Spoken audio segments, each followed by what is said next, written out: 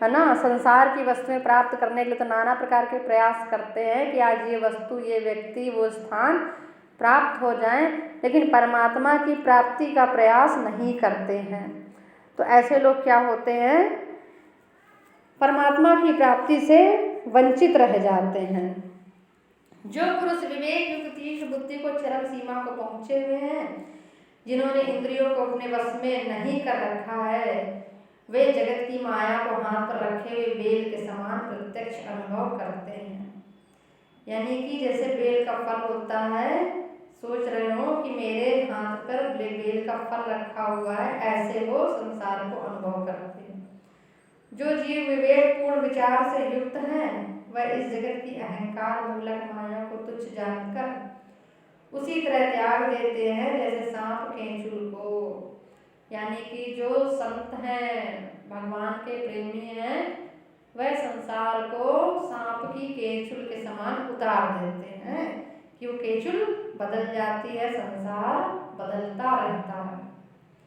आग से भुना हुआ बीज चिरकाल तक खेतों में रहने पर भी नहीं जमता, उसी प्रकार विवेकी पुरुष अनासक्ति को प्राप्त हो दीर्घकाल तक शरीर में रहने पर भी जन्म नहीं लेता ना। जिसकी संसार से अनासक्ति हो जाए, कोई भी इच्छा न रह जाए, तो संसार में कितने भी दिनों तक बना रहे, लेकिन कहीं लिप्त नहीं होता है और उसका फिर दोबारा जन्म भी नहीं होता है।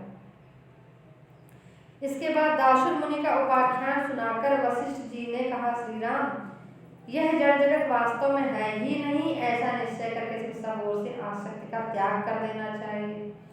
कह रहे हैं कोई भी वस्तु है नहीं संसार में, है ना, इसलिए पहले से ही त्याग कर दो। पुरुषों का विश्वास कैसे होगा, जैसे मन के संकल्प द्वारा कल्पित पुरुष अथवा मनोराज को, स्वप्न कर जन समुदाय को, ब्रह्म से प्रतीत होने वाले दो चंद्रमा की आकृति को तुम देखते हो। यानी कि जैसे सपने में जो कुछ भी देखते हैं उसको सच मान लेते हैं, आँख खुलती है तो कुछ भी नहीं दिखता है, उसी प्रकार से संसार भी स्वप्न की भांति है। कह रहे तुम उसी तरह जगत में लीला पूर्वक विचरण करो, भगवान की माया समझ करके तुम बस ऐसे ही विचरण करो, लीला समझ के। उस संसार की वस्तुओं व्यक्तियों में मत स्थित हो। सब पदार्थों के भीतर विद्यमान रहते हुए भी जो सबसे अतीत है वह परमात्मा तुम ही हो। कह रहे हैं कि जो हर वस्तु के अंदर जो है, हर व्यक्ति के अंदर जो है आत्मा है, जो तो हमारी आत्मा में कौन है, हमारी आत्मा में भगवान है ना, हमारी आत्मा में राम है, हमारी आत्मा ही राम है। तुम्हारे सकाश मात्र से यह नियति विस्तार को प्राप्त होती है, जैसे सब प्रकार की इच्छाओं से रहित सूर्यदेव के आकाश में स्थित होने पर जगत के सब व्यवहार होने लगते हैं, उसी प्रकार इच्छा रहित परमात्मा की सत्ता से ही समस्त कार्य संपन्न होते हैं। तो जो कुछ भी होता है संसार में, क्या होता है, सब परमात्मा की इच्छा से ही होता है, सब परमात्मा की इच्छा से, है ना। कहीं पर भी हमको कुछ मिल रहा है तो ईश्वर की इच्छा से, कुछ बिछुड़ रहा है ईश्वर की इच्छा से। तो हर जगह क्या होना चाहिए, ईश्वर की इच्छा को देखते हुए ईश्वर के लिए रोएं, है ना, ईश्वर को पाने का प्रयत्न करें। जो छूट गया या जो नहीं है पास, उसके लिए विलाप नहीं करें, उसके लिए नहीं रोएं, उसके लिए नहीं तड़पे। सच्चिदानंद परमात्मा संपूर्ण इंद्रियों से अतीत होने के कारण वास्तव में कर्ता और भोक्ता नहीं है, किन इंद्रियों में वाकफ होने के कारण वही कर्ता और भोक्ता भी माना जाता है। मैं सबके भीतर स्थित हूँ और अकर्ता हूँ, ऐसी सुदृढ़ धारणा से विवेकी पुरुष प्रवाह रूप से प्राप्त हुए कार्य को करता रहे तो भी वह उससे लिप्त बद्ध नहीं होता। चित्त में प्रवृत्ति का अभाव होने से मनुष्य उपरति को प्राप्त होता है। जिसको यह निश्चय हो गया कि मैं यहाँ कुछ भी नहीं करता, अर्थात जो कर्तापन के अभिमान से रहित हो गया, ऐसा कौन पुरुष भोग समूहों को कामना मन में लेकर किस कार्य को करेगा अथवा छोड़ेगा। इसलिए सदा मैं करता नहीं हूँ, है ना। तो कर्ता तो केवल एक भगवान है ना, हम करता नहीं है, हम कुछ भी नहीं कर सकते। वाकई सोच के देखें, चिंतन करके देखें, भगवान ने आंखें दी है तो देख रहे हैं, भगवान ने कान दिए हैं तो सुन रहे हैं, भगवान ने मुंह दिया है तो बोल रहे हैं। अगर कान ना देता, आंखें ना देता, मुंह ना देता तो क्या हमारी पास दम थी, इतनी पावर थी कि हम बोल सकते, देख सकते, चल सकते, सुन सकते, है ना। तो उसकी इच्छा से ही होनहार इच्छा बलवाना, तो प्रभु की इच्छा से ही सब होता है। हमको जो है यही सोचना चाहिए कि हम करता नहीं है, ईश्वर ही सब कर रहा है, सब कुछ कर रहा है, अच्छा भी और बुरा भी। इसीलिए गीता का उपदेश है कि जो हुआ अच्छा हुआ, जो होगा अच्छा होगा, और जो हो रहा है वो अच्छा है। अगर बुरा हो गया तो उसको भी अच्छा समझो, ईश्वर की इच्छा, उसमें भी कुछ अच्छाई छिपी होगी। तो जिसको यह निश्चय हो गया कि मैं अब कुछ भी नहीं करता, अभिमान रहित हूँ, यह भावना जगाए रखने से ऐसे परम अमृतमयी समता ही शेष रहती है। मैं यह हूँ, मैं यह नहीं हूँ, मैं इसे करता हूँ और इसे नहीं करता। इस तरह के भावों का अनुसंधान करने वाली दृष्टि वास्तव में संतोषजनक नहीं होती। मैं शरीर हूँ, ऐसी धारणा पूर्वक जो स्थिति है ना। तो जन्म जन्म मुनि जतन कराई, अंतराम कहियावत नाही, है ना।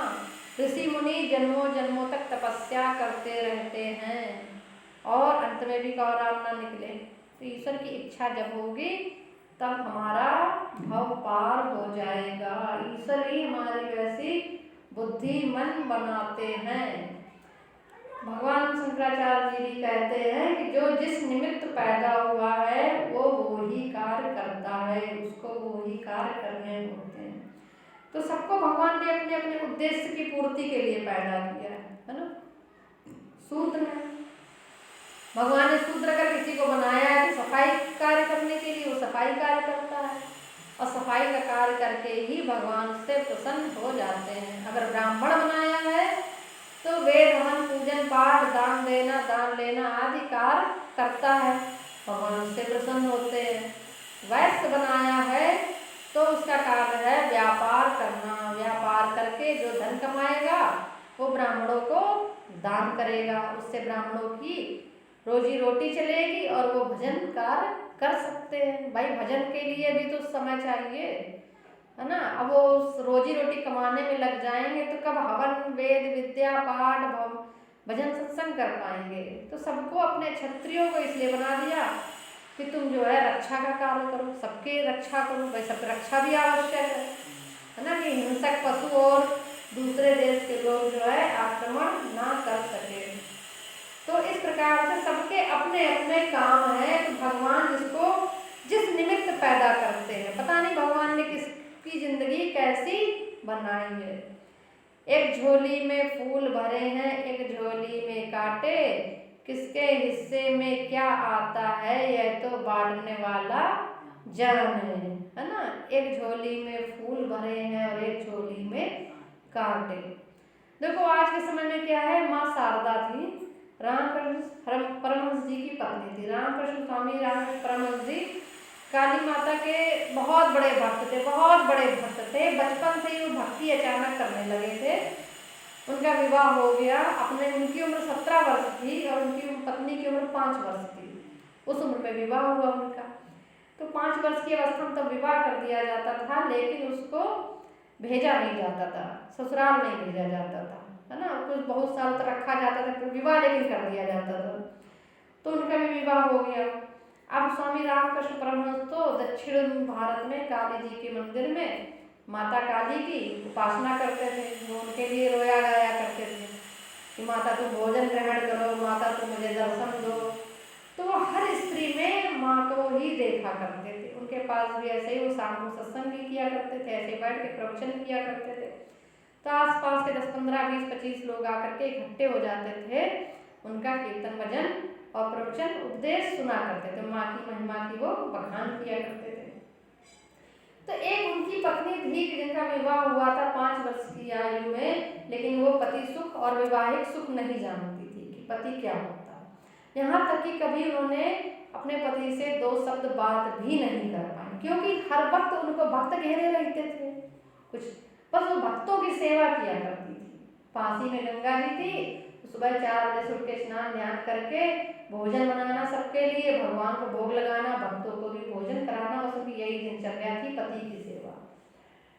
तो उन्होंने कुछ जाना ही नहीं। तो वही है कि एक वो भी नारी थी, है ना, तपस्या में उनका भी जीवन था, वैवाहिक जीवन था, पति थे, परिवार, लेकिन उनको वैवाहिक कोई सुख नहीं था।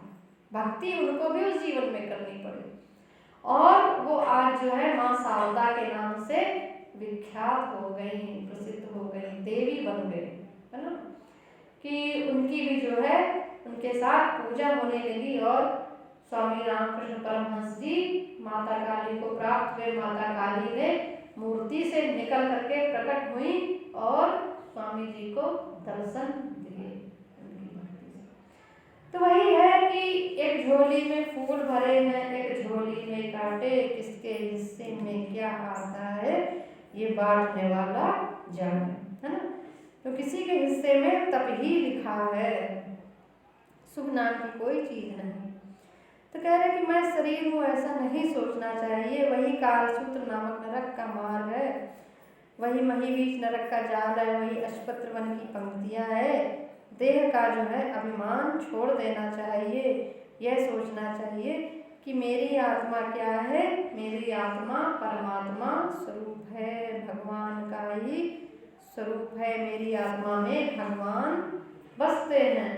तो वैसे ही हमारे जो है कार्य आदि होने चाहिए। बोले सद्गुरुदेव भगवान की जय। आनंद आया? बताओ।